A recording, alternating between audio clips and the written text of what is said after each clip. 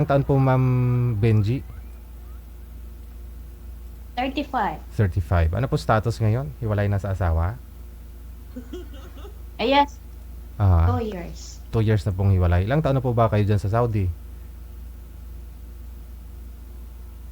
7 years contract by this Ilang taon na po kayo dyan? 2 taon. 2 taon. So, hiwalay na po kayo bago po pumunta kayo ng Saudi. Hiwalay na kayo sa asawa mo. Pagkarating ko dito, sir, gano'n na. Naghiwalay na. Okay. Muslim po kayo, ma'am? Sa Dipolog? Po, Muslim po kayo, no? Christian po. Christian. Ano po, kasi akala ko may ano sa noo. Ano po ba yung nakalagay dyan? Anong nangyari dyan? Biglat po po ng pimples po. Okay. Ako actually meron din eh. Piklat din to nung ano lang to, November. Na-slide ako dun sa ginagawa kong... Na-slide ako sa minimixla kong simento. Remembrance ko to eh. Nakabangga ako dun sa side mirror.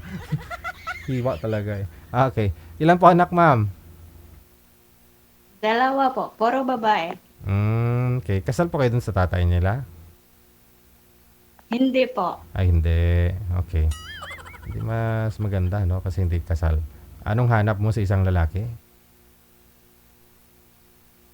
Siyempre, sir, yung honest at saka mapagkatiwalaan. Yung mapagkatiwalaan yung mukha? Lahat na, sir. Lahat na. Lahat. Pati yung bank account. Ay. Sige. No? Ano pong prefer mo? Ano pong gusto mo? Nasa abroad din? Diyan sa Middle East, sa Saudi, o dito lang sa Pilipinas? Okay na sa'yo? Mas mabuti na yung abroad din, sir. Abroad din. Para yung alam na kung paano yung LDR, ganun. Pero wag naman yung hubad-hubad sa LDR, sir. Ayaw ko nun. Hubad. Kailangan mong humubad. Meron bang ganun? Hubad sa LDR? Ano po ibig sabihin nun, ma'am? Naku, sir, karamihan kaya ganun. Kaya ayaw ko dun sa ganun. So na-try mo na magkaroon po ng ka-LDR tapos pinapahubad niya yung ano mo. Ano ba yung pinapahubad sa'yo? Lahat, sir, gusto. Pero ayaw ko yung ganun. Kaya Lahat? pas ako sa mga ganun. Lahat pinapahubad? Pati medyas, pati Oh no. Oh no. Ay gano'n? Pero boyfriend mo na po siya. Oo, sir. Pero ayaw ko talaga ng ganun. Nakailang Ako, boyfriend ka na po ba, LDR? Nakailang boyfriend ka na? ay, 2. Pero Ganon din? ayaw ko, sir. Pare-pareho? Pare-pareho yung ganon. O si mister mo siguro, ba't luna gawa ni mister mo yon na pumunta ka lang ng Saudi, naghanap na siya ng iba? Baka Ayun, sir. humihingi din si mister Hindi mo yun ng ano? siguro ganun. O yun nga po, baka yun nga yung rason siguro, isang rason ba ito naghanap si mister mo dito sa Pilipinas? Kasi baka humihingi sa'yo ng ano, ng picture mo na ano, picture na maganda, wala kang binigay. Puro nakasimangot. Kaso na yun, binigay ko na yun, sir. Kaso lang hindi siya kontento dun sa patingin. Gusto Ah, na yung personal. personal. Kaya, ayun. Yun lang, no? Baliho nagkaroon na po siya ng ibang kinakasama ngayon. Sa ngayon, hindi ko alam kung palagi sila, patuloy pa rin sila. Kasi nga, yung babae, sir, is may asawa ding inuuwian dun sa bukid nila. Pero magkalapit ho, magkaisang lugar lang po sila ni mister mo. Isang lugar lang. Opo. Ganun ah. Trabaho kasi. Oo, bali may bukid po yung babae, doon sila nagkikita sa bukid. Yung asawa ng babae nasa bukid, mag-uwi yung babae doon. Mm. Weekend ata yun. Ah, Tapos, pag andun sa lungsod, oh. ayun naman silang dalaw. Bali po si mister mo, mga anak mo, magkasama po ngayon doon sa lungsod. Bayan. Hindi na rin. Kasi yung mga anak ko kasi is, yung elder is nasa ibang city din kasi nag-aaral ng college. Mm. Yung bunso, nandun sa tito niya. Bata ka pa nag-asawa pala, no? College na yung panganay mo. Ilang taon ka ho nag-asawa? 17. Ay, namit. Oh, namit. Mm. So, sino pong nagsikwento sa'yo niyan na si mister mo may kinakasama pala? Sir? Sino po nagsabi sa'yo? Sino po nagsumbong sa'yo na si mister mo may kinakasama? May katagpo? May katagpo? Una po is, nakita po ng anak ko na may ka-text siya sa inbox niya.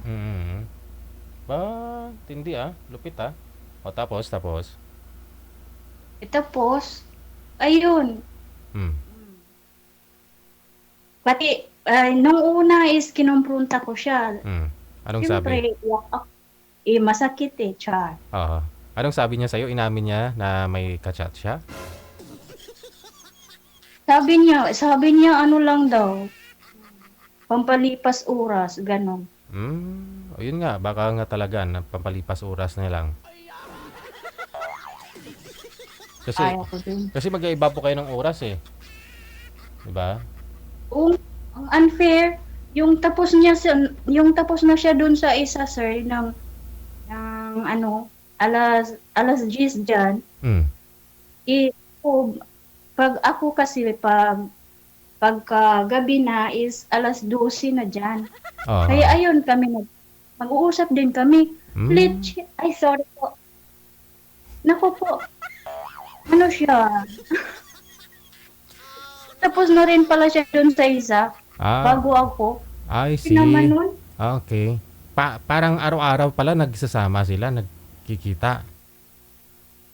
Opo, kasi Ayun lang. sa ano kasi sila. Tapos pag Kasama mo. isang amo lang, kaya naman pala. Oo. Pero inamin niya sa'yo may nangyayari sa kanila. Talagang meron, sir. May ebidensya kasi ako doon. Ano na lang, private na lang yun. Nakita mo sila may katabi. Basta, sir, may ano lang kasi ako, may proof ako na ganun sila. Isin mo sa akin ha. Isin mo sa amin dito para tingnan namin. So yun po yung tumulak, no? Yun po yung rason, no? Na nakipaghiwalay ka na sa kanya. Opo, nilet go ko na po.